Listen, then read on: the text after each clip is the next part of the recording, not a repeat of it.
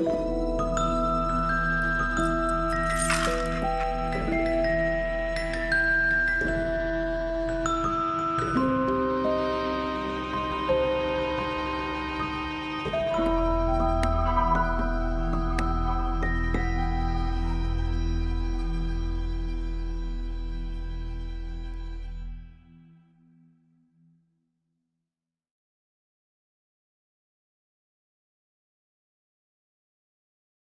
you please shortly talk about what a rune is and what it means and its purpose? So specifically, the runic alphabet comes from the Norse culture. Hey, Elder Futhark. Elder Futhark is the most common, but certainly not the only runic alphabet. They were a method of writing things down, and they had very precise meanings. However, there was a belief in Norse culture that to write something down, And in many other cultures. and in many other cultures, Yeah. Including the Hebrew culture, to write something down That's what a shed is for. was to make it real, to change reality, to be very careful with what you chose to write down. So they believed that words were inherently magical. You see this belief in Celtic culture, Hebrew culture, Norse culture, Sumerian culture. Yeah, Sumerian culture. Egyptian culture. Sumerians made a very distinct dynastic Egyptian culture. kind of fiction, which was carefully labeled as fiction because they believed that if you said something wasn't fiction, wrote it down, and then it turned out that you were wrong or lying, you literally changed the world. Runes in particular get used as a magical alphabet, so that you write something down using it, and in so doing, you change the world.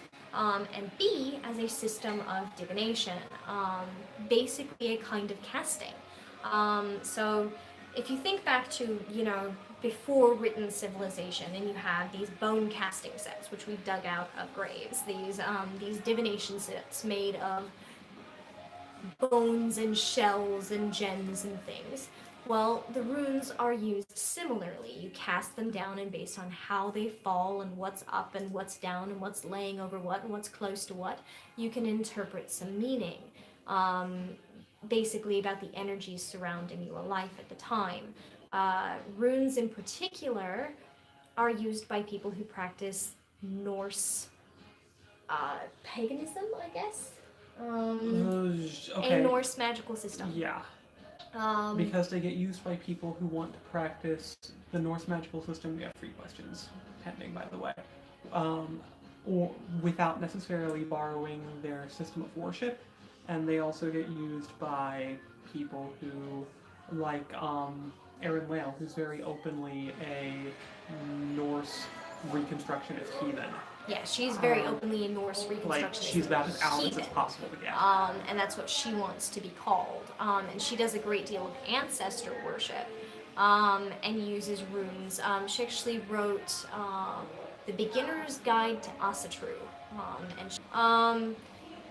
The use of Elder Futhark is very, very popular right now.